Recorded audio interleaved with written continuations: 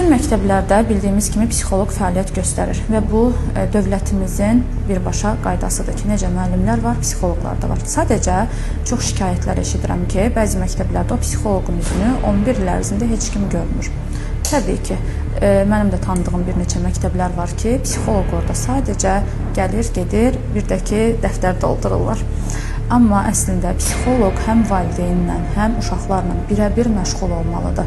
Hər həftə ən azından maarifləndirici seminarlar keçirilməlidir. İstər bullyinqə qarşı, istər müəllim-şagird münasibətini araşdırıb tapmaq üçün, istər bəlkə də hansısa şagirdlər evdə bu dəqiqə şiddət görürlər. Bəlkə də dərs oxusunlar deyə müəyyən şiddətlər görürlər.